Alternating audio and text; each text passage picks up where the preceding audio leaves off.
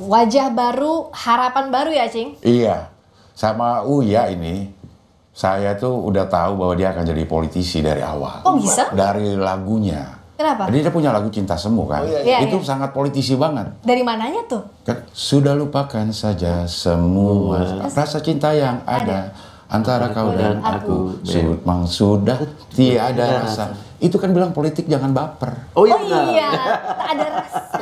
Kalau udah nggak cocok, udah bubar. Iya, benar. Banyak yang bilang kan politik jangan baper ya. Iya. Kalau menurut saya kan yang jangan baper sih elitnya. Tapi ke masyarakat kan bisa jadi baper, Uya. Gimana? Berkepanjangan bapernya malah. Iya. Gimana kalau Tunggu dulu. Kenalin dulu kali nih Abdel. Ada siapa aja? Sorry. Oke, kita udah kenalan. Jadi perasaan udah kenal aja. Iya. Pasti Uya udah kenal. Udah kenal. Ini ada Bang Uya Kuya. Halo. Hai, halo. Mas Uya Kuya. Lalu juga ada Mbak Sherin Ira Lozatasya. Hai, selamat malam. Gabung juga lewat Zoom. Ada Mbak Cindy. Selamat malam. Assalamualaikum. Waalaikumsalam. Iya. Waalaikumsalam warahmatullahi wabarakatuh. Nah, tadi boleh disambung Tapi lagi. saya mau ini orang Awa ya? Orang Awa. Asli orang Awa. Asli orang Awa. Baka Banyo. Alhamdulillah baik. Iya, kebetulan sama-sama orang. Oh, sama-sama. Cie 2 3. Iya. Lagunya Let's Mas go. Dian. Ya, itu gimana menurut lo ya? Iya. Ada banyak yang bilang karena kita dengar politik jangan baper, jadi seakan-akan tuh elitnya seenak-enaknya dan minta masyarakat jangan baper gitu. Gimana untuk merubah yang kayak gitu nanti? Gini, sebetulnya kalau masyarakat jangan baper ada benernya ada tidaknya tergantung konteks apa gitu. Ya. Ya. Kalau kita masalah pemilihan presiden gitu Ya. kan, berbeda pilihan itu biasa. Betul. Tapi untuk saat sudah selesai pemilu, sudah terpilih presiden baru, masyarakat yang pendukung calon yang kalah jangan baper, benar itu. Ya. Kita dukung presiden yang baru ya untuk ya bekerja sebagai pemimpin negara. Ya. Ya, tapi kalau masalah masyarakat jangan baper dalam arti kata kalau ada kebijakan politik yang salah, ada yang ngaco-ngaco dari pemerintah, terus masyarakat nggak boleh baper, ya jangan dong. Ya. Malah harus ya. Malah harus baper. Harus baper. Ya, masyarakat juga boleh mengkritisi pemerintah baik di legislatif, di yudikatif, atau di eksekutif. Kalau memang menurut masyarakat apa yang dilakukan ketiga elemen pemerintah ini tidak benar gitu kan. Kalau nggak baper berarti kan orang nggak boleh protes dong, nggak boleh kritik, nggak boleh. Nah. Pilihan bahasanya udah bukan penyanyi banget. Ini udah politisi banget ya. Iya. Dan ini kali pertama juga Mas Uya ada di TV loh, makasih ya setelah Iya, benar. Ini pertama kali banget ada di TV. Nah, kalau ke Mbak Sherin, aku mau nanya kan sebagai wajah muda nih, apa sih yang mau dibawa? Karena ya mau nggak mau kan pasti ada yang skeptis juga ya nggak sih? Mas Sherin bisa apa gitu? Iya. Gimana kalau dari dirimu jawab ini? Ya ini dengan terpilihnya bahkan dilantiknya mungkin skeptis. Saat ini topiknya pasti tentang artis dan anak muda yang masuk ke parlemen. Masyarakat memang tidak boleh skeptis karena harus menunggu bagaimana kerja nyata kita. Karena bagi kami, Gen Z ini adalah suatu lahan pembuktian. Ketika masyarakat mempertanyakan ini bagaimana ini terlalu muda masuk ke dalam parlemen, apa yang bisa mereka bawa? Nah, saatnya ketika 1 Oktober kemarin kita dilantik, insya Allah kami pemuda-pemudi Indonesia yang terpilih sebagai anggota muda di parlemen ini harus membuktikan bahwasannya Indonesia sudah siap untuk memberikan estafet kepemimpinan kita kepada generasi muda di negara kita. Emang usianya berapa sih Mbak Sherin? Saat ini alhamdulillah 23 tahun. Oh sama, seumur kita sama Gen Z. Sama ya, 23. Kayaknya Gen Z ya. Kalau kita kayak boomer gimana? 23 ya? 23 tahun. Tapi kayak masih 22 deh. Oh, Masya Allah. Beda tahun doang. Si Abdel. Kalau Mbak Cindy juga nih, kalau Mbak Cindy yang menarik karena perempuan, itu pasti kan yang akan dibawa adalah isu perempuan apa. Nah Mbak Cindy apa sih sebenarnya fokus utamanya, isu perempuan apa sih yang mau dikedepankan? Baik, terima kasih Mbak. Jadi kebetulan dapil saya sama Mbak Sherin ini sama di DPR RI, saya dapil Sumbar 2. Kalau Sherin karena di DPD jadi whole ya, satu provinsi di Sumatera Barat. memang beberapa waktu terakhir itu banyak sekali kasus-kasus kekerasan seksual yang terjadi khususnya di dapil saya. Dan mirisnya lagi, yang melakukan hal-hal yang tidak baik ini adalah orang-orang yang berada di lingkungan sekitar. Nah, kenapa saya sangat getol? Alhamdulillah memang sudah ada UU TPKS yang mengadvokasi dan menjadi payung hukum dari korban-korban kekerasan seksual. Tapi kita tahu memang yang sulit itu adalah bagaimana implementasi hukumnya. Karena itu selain saya ingin menjadi perpanjangan tangan dan perpanjangan mulut dari korban-korban seksual yang banyak sekali mereka tidak berani melapor, Mbak. Dan juga kita juga akan menyiapkan baik secara advokasi maupun psikolog untuk mengawal tuntas kasus-kasus ini.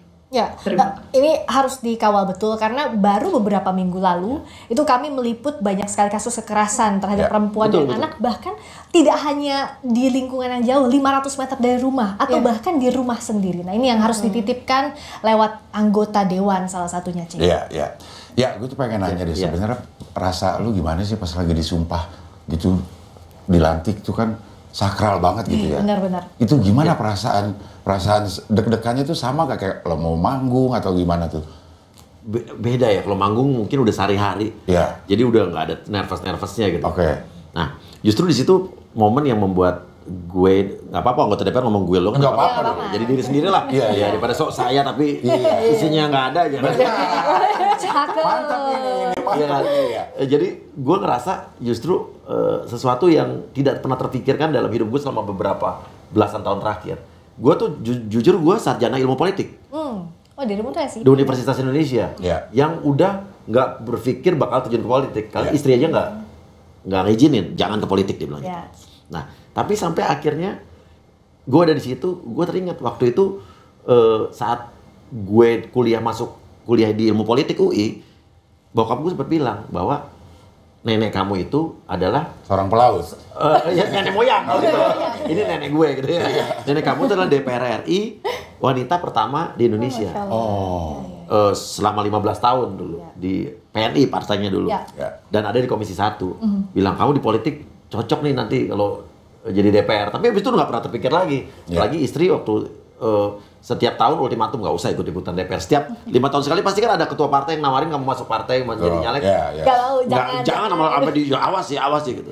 Tapi justru akhirnya gue ada di sini. Jadi itu sempat antara haru, exciting dan semuanya campur aduk. Jadi nggak nyangka gue ada di gedung DPR yang sekarang dilantik yang nggak pernah terpikir bahwa ada di situ gitu. Iya betul. Saya juga riset nih yang dari Mas Uya Kuya ya, Lastari Sutrasno, anggota DPR RI 1954 ya. Betul. Jadi memang sudah ada turunan. Darah politiknya udah ada. Darah politiknya sudah ada. Darah aktivis sudah ada. Ya. Bahkan kalau Uya kan jauh dari sebelum Pileg itu udah ada aktivitas sosial ya. Ke luar negeri, ke TKW segala macam. Komisinya berapa berarti kepikiran 9 atau enggak tuh kalau ke tenaga kerjaan? Kalau ke tenaga kerjaan bisa di 9, bisa di 1 juga ada hubungannya karena kan ada Kementerian Luar Negeri. Karena itu berhubungan juga dengan luar negeri. Tapi kan kita juga nggak tahu nih katanya Kementerian Tenaga Kerja juga ada isu-isu katanya bakal ada badan BP2MI yang akan dijadiin kementerian khusus pekerja migran. Kita nggak tahu nih ada di komisi berapa nanti. Jadi masih digodok nih. Kan ada juga gejala-gejala katanya komisi nambah gitu kan. Tunggu dulu kementerian nanti. Maksudnya dapat komisi nambah 20%. Boleh dikasih lah kita. Bukan. Makanya ganti lah namanya komite. Iya, komisi kayaknya gimana nggak enak ya. Konotasinya ya. Komisi berapa lu? 20%.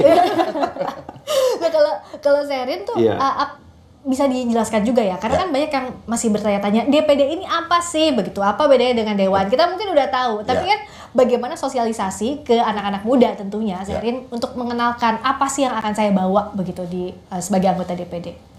Iya, memang selama berkampanye itu yang kita hadapi itu adalah pertanyaan masyarakat, ini DPD fungsinya apa ini? Karena selama ini masyarakat terlalu excited tentang DPR, kemudian ketika muncul sosok yang berkampanye dari calon DPD itu pasti bertanya, ini nanti kalau kita pilih ada fungsinya nggak ya, ada benefitnya nggak ya bagi kita? Karena memang ada sedikit perbedaan antara DPR dengan DPD, di mana DPR bisa memutuskan, namun DPD bisa untuk memberikan pengajuan undang-undang, melakukan pengawasan juga, terutama terkait peraturan tentang kedaerahan. Ya, apalagi ini saat ini Sumatera Barat sendiri itu juga salah satu special case di demokrasi kita saat ini karena DPD RI-nya harus melewati 2 kali pemilihan.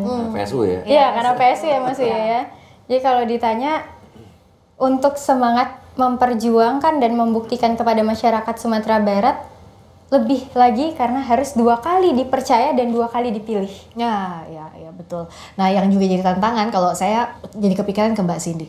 Meskipun kita itu kan keterwakilan perempuan harusnya 30%, tapi pemilu 2024 kemarin enggak di bawah itu jumlahnya. Nah, Mbak Cindy bagaimana untuk membawa isu perempuan ini agar jadi concern di DPR RI? Kita tahu kemarin UU TPKS sudah goal. Nah, tapi kan banyak isu-isu perempuan lain yang belum bisa diselesaikan, Mbak Cindy.